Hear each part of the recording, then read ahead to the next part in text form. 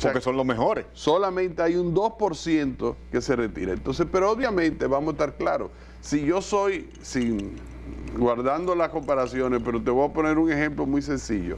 Hay liceos del interior del país que han mejorado sus condiciones académicas porque quieren que sus estudiantes entren a ITEC en el programa Estudiantes Sobresalientes.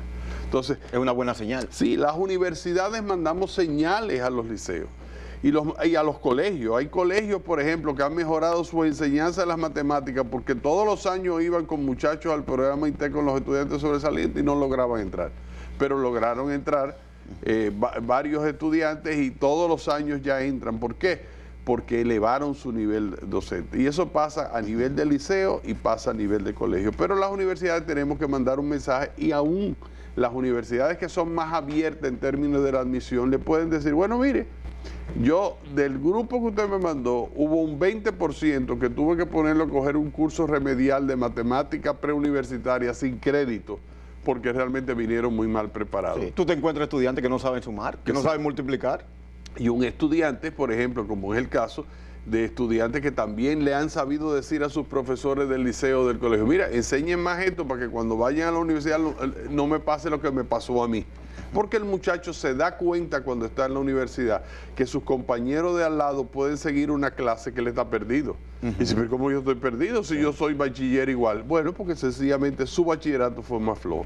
Ahora bien, esa universidad tiene que de alguna manera o ser selectiva o remediar esos aprendizajes o un elemento que yo quiero insistir y quiero super insistir, apoderar a los estudiantes de superar sus deficiencias.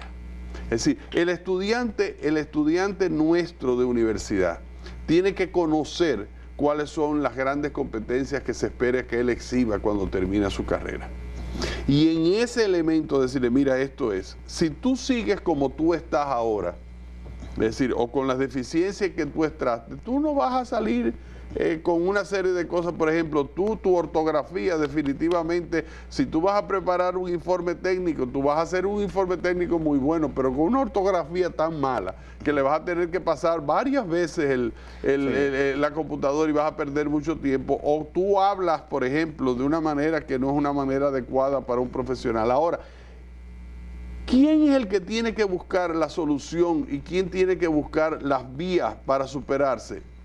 El estudiante. El estudiante, sabiendo qué se espera de él, tiene que de alguna manera apoderarse, porque la universidad no puede resolverle todas sus deficiencias anteriores, y hay estudiantes que lo han hecho. Yo conozco estudiantes, por ejemplo, yo tuve un compañero que yo sabía mucho más inglés que él cuando comenzamos la Universidad Autónoma de Santo Domingo, y cuando terminamos, el que traducía los artículos era él. ¿Y por qué traducía? Porque él se propuso, un muchacho que era de un barrio que no había tenido la oportunidad de inglés y hoy es profesor universitario en Estados Unidos. Es decir, él se propuso aprender inglés y traducir en inglés, y lo hacía con mucho más calidad que lo que Pero no hacía. será también, Miguel, que es la sociedad que está mandando mensajes equivocados, porque también ahora se muestra mucho facilismo. Si el facilismo se muestra como digamos, como un modelo a copiar, la gente lo quiere todo fácil, y no solamente hablo del estudiante, hablo de los docentes también, hablo de los maestros, ¿de acuerdo? Tú tomas, por ejemplo, un maestro que da clase en 5 universidades, tiene 5 materias, y a la semana está lleno. No hay forma de que ese profesor sea bueno, que ese profesor se pueda, pero el individuo no sabe otra cosa más que hacer eso, y de eso vive. Entonces tú tienes un problema grave, pero también la sociedad te da señales equivocadas en el sentido de que ir a la universidad no te garantiza el éxito, o no te garantiza tener ingresos como lo que ahora ellos quieren.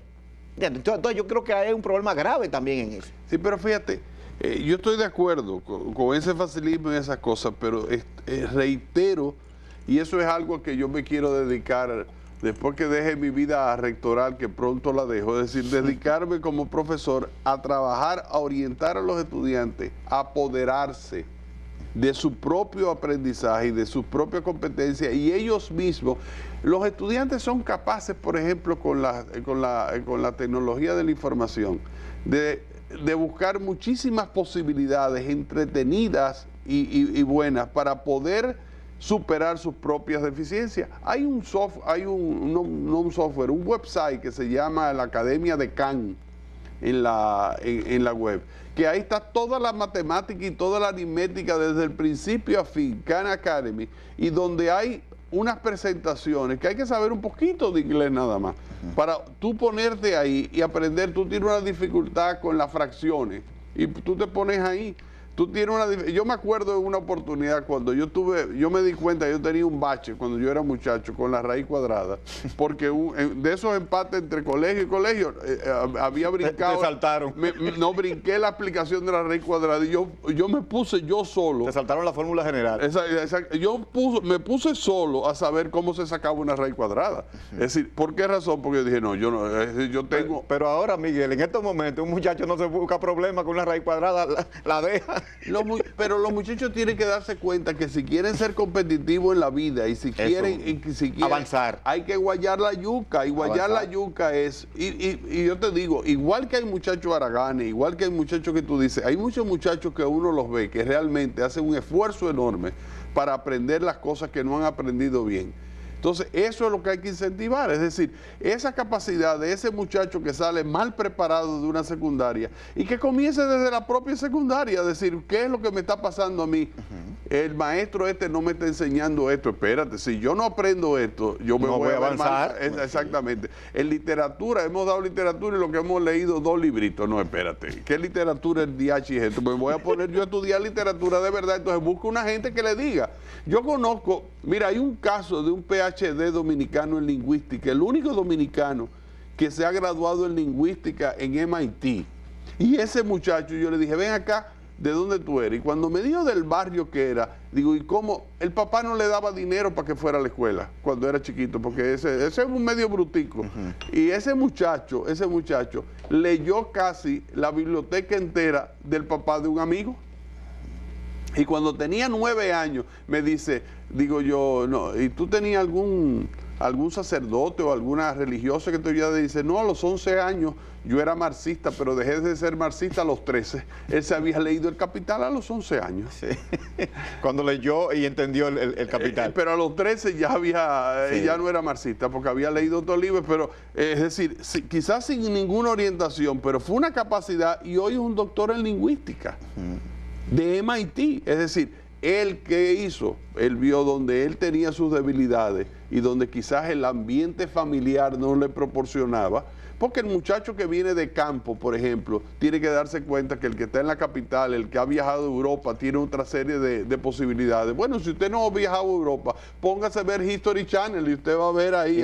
Y viaje al mundo entero. O Discovery o cualquier cosa, métase en internet y aprenda usted todos los monumentos de Roma, que el otro lo ha visto 3 veces porque ya la familia cada rato lo lleva a Italia. Pero entonces usted tiene que irse superando y eso es una cosa que tiene que verse como forma natural. Miguel, otro problema de la educación superior que se habla mucho es la baja inversión en investigación.